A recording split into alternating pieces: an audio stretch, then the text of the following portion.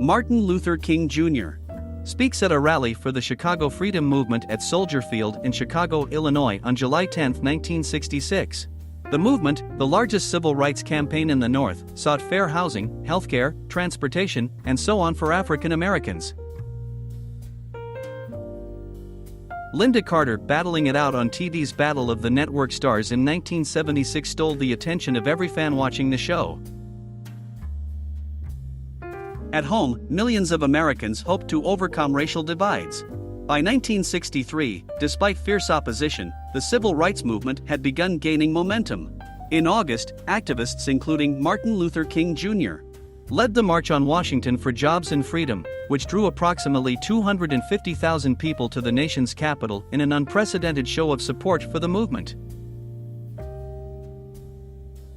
Many saw flight attendants as evocative of a new kind of woman, one who traveled the globe and free from the gender-specific duties that had kept women at home in previous decades.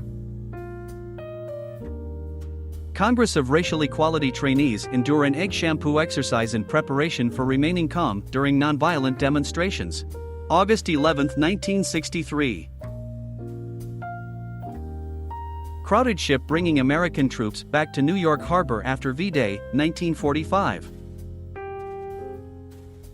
When this picture was published in Life, it quickly became apparent to the rest of the world what a photographer Charles Moore had long known: ending segregation was not about eroding culture but about restoring humanity. Hesitant politicians soon took up the cause and passed the Civil Rights Act of 1964 nearly a year later. Malcolm X kidding around with Muhammad Ali, New York, 1963.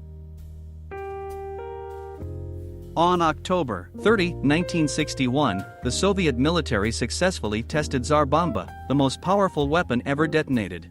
Its blast was 5 miles in diameter with a yield of 50 megatons, 25 times more powerful than all the munitions used in World War II, including the 2 atomic bombs dropped by the U.S.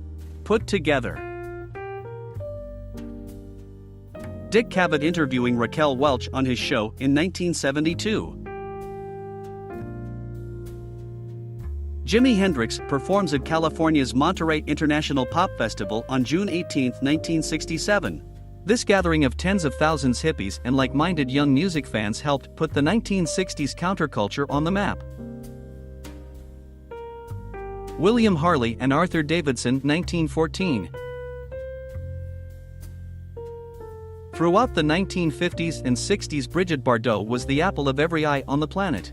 However, in the 1970s she retired from the film industry after acting in 47 films and recorded 60 songs. Following her retirement, she moved to St. Tropez and established the Foundation for the Protection of Distressed Animals. A very rare photo of a young Winston Churchill, 1895. A police officer restrains a demonstrator on the San Francisco State campus on December 3, 1968 amid a violent protest calling for wider ethnic representation in both courses offered and faculty hired. The Boeing B-29 bomber that dropped the nuclear bomb over Hiroshima. Police clash with patrons following a raid on New York's Stonewall Inn, a bar well known for catering to the LGBT community, on June 28, 1969. Rumors of an affair between President John F. Kennedy and Marilyn Monroe persist to this day. Perhaps fueling the rumors more than any other incident was Monroe's sultry rendition of Happy Birthday sung to Kennedy at Madison Square Garden on May 19, 1962. Portly statesmen have long gathered to weigh the fate of nations, cigars and brandy at the ready. But they were always sequestered far from prying eyes. The German photojournalist Erich Salomon changed all that, slipping into those smoke-filled backrooms with a small Leica camera built to shoot in low light. Albert Einstein's work desk. Picture taken the day after his death. On May 1, 2011, President Barack Obama made the decision to launch the attack, but like everyone else in the room, he is a mere spectator to its execution. He stares, brow furrowed, at the raid unfolding on monitors. Secretary of State Hillary Clinton covers her mouth, waiting to see its outcome. In a national address that evening from the White House, Obama announced that bin Laden had been killed.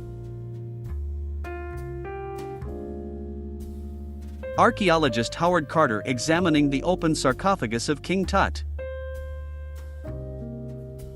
Jacqueline Bisset has appeared in numerous films, and even though she's thought of as a kind of movie babe, she's actually someone who takes her work seriously.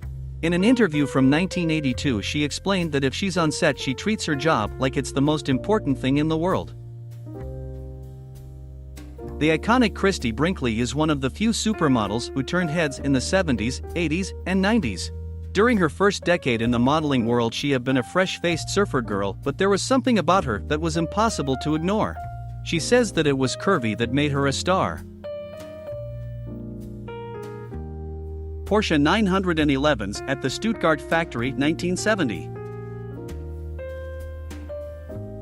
Tanya Roberts may have never transitioned to what we think of as mainstream success, but she remains a cult favorite among fans of the 007 series, Tourist Trap, as well as the original Beastmaster film. While speaking with Fangoria, she explained why she chose to appear in a fantasy film about a barbarian who can control animals. Star Wars set at lunchtime. Gloria Steinem was a 28-year-old unknown freelance journalist when she got the opportunity to go undercover at the New York Playboy Club in 1963. At the time, the club's founder, Hugh Hefner, had worked to construct an image of sexual liberation around his establishment, one that he even alluded had connections to the civil rights movement in his series The Playboy Philosophy. The night they ended Prohibition, December 5, 1933. Cheryl Tiegs was omnipresent in the 1970s. She was looked out at us from Sports Illustrated covers, posters, and even the television. She says that she wanted to be a librarian, but after she was featured in a layout in 17 magazine, she was jolted to superstardom almost overnight.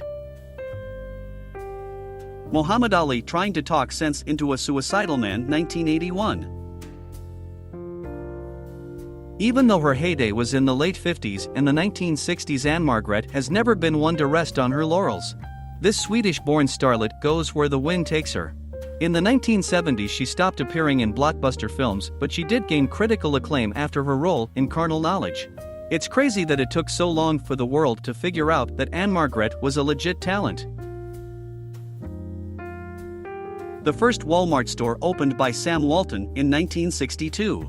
It was called Walton's 5 and Dime then. It may seem ironic that a photograph of cheap goods would set a record for the most expensive contemporary photograph ever sold, but Andreas Gursky's 99 cent is far more than a visual inventory. In a single large-scale image digitally stitched together from multiple images taken in a 99 cents only store in Los Angeles, the seemingly endless rows of stuff, with shoppers' heads floating anonymously above the merchandise, more closely resemble abstract or impressionist painting than contemporary photography.